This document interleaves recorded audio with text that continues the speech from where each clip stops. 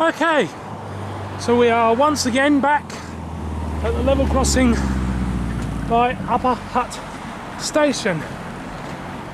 Definitely having a mind blank today. I cannot remember the name of this road. I'm trying to be cautious because although the sun's out, it is starting to rain. So, last time we were at this level crossing, they just replaced the barriers and the lights and the bells. We got new Western Cullen Hayes barriers, Western Cullen Hayes lights, Western Cullen Hayes e-bells, but they hadn't done the gates yet. But now the gates are installed.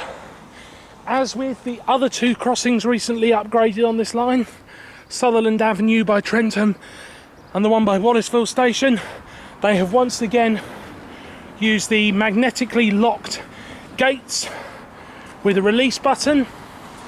As with the other two stations, I will demonstrate that for you now.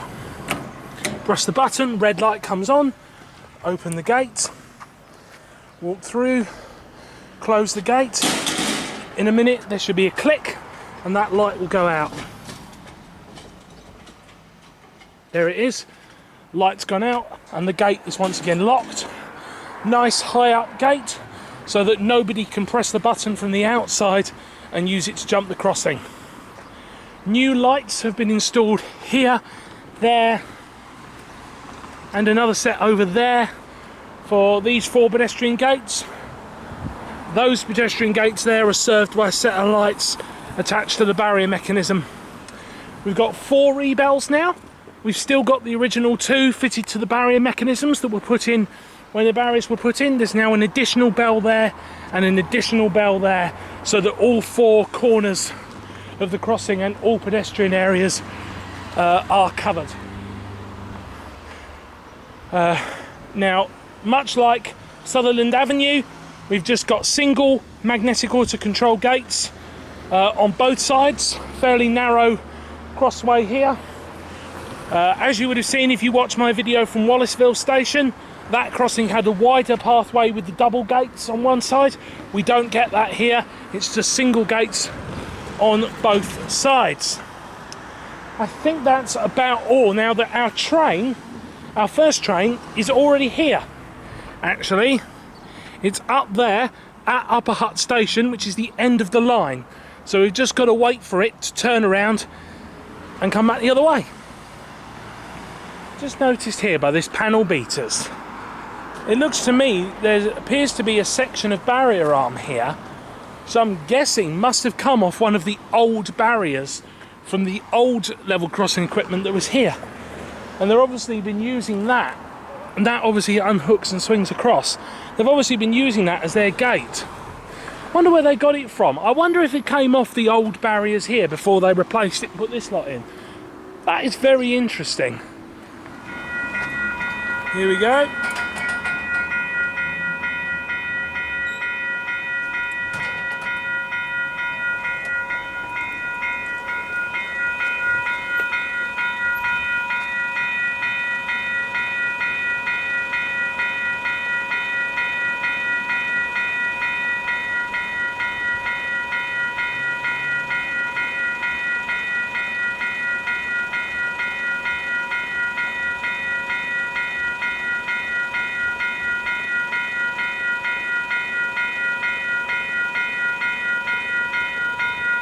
The train is now making its move. You can see the lights going on that side as well.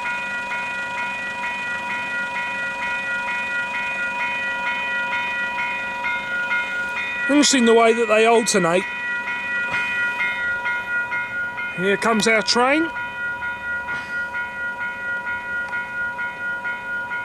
Come on, get in focus. I think it might be this light, it's not very good. Oh, come on. There we go.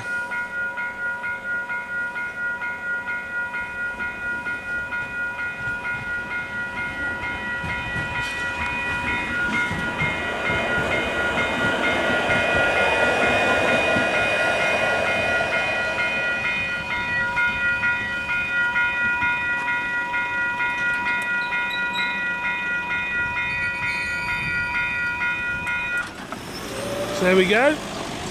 This crossing, because it's right near the centre of Upper Hutt, a lot more traffic here than other crossings. The train obviously goes over here quite slowly because it's literally spitting distance from Wallaceville station going down there. But an interesting observation, because this is the third level crossing I've filmed today. I've also done the Trenton one and the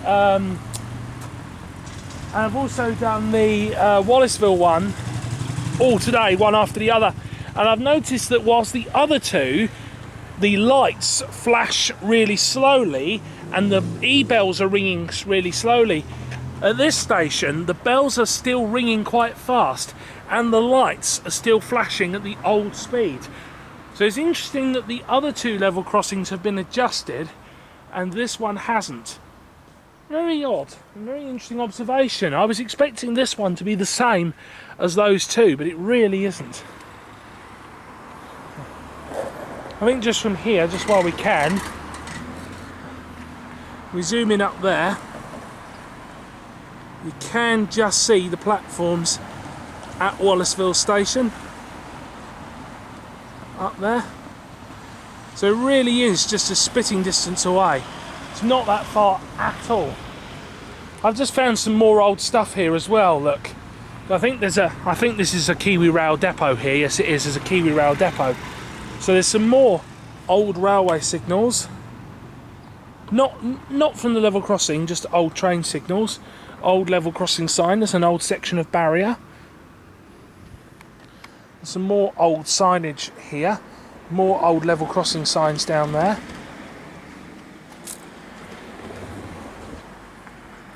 Very interesting. Anyway, we'll pop over to the other side of the road now and get a different view of this crossing when the next train comes through in the other direction. This particular corner here is where the work has been the most extreme, where the ground here, where they've got this bank here, it's been quite narrow and they have actually had to build all of this up to make a flat space to actually put the crossing gates here. And that's actually probably the most extensive work they've had to do here, is build all of this up and create a flat concrete pad here to actually build this on, because previously it wasn't here. Okay, so we're now on the opposite corner. I had a look up the track a moment ago and the train was just about to arrive at Wallaceville station, just up the line. Yep, here we go. So obviously it's now on its way here.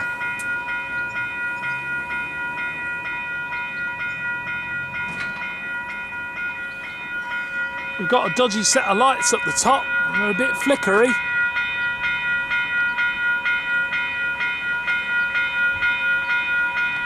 Bottom set are okay. That top set though are a little bit flickery.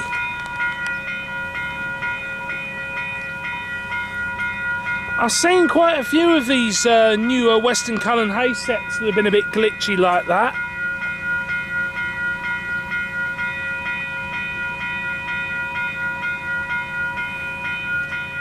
Here we go.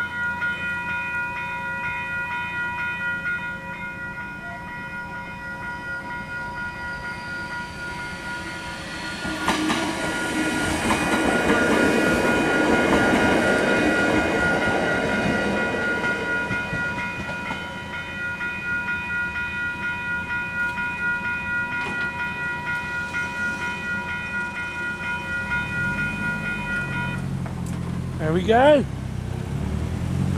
That is it, the completed, fully upgraded level crossing here near Upper Hutt station. Train is now happily pulling in to its destination, Upper Hutt, at the end of the Hutt Valley line.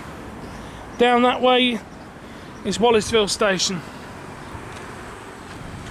So there we go. Thank you very much for watching, and I will see you guys in my next video.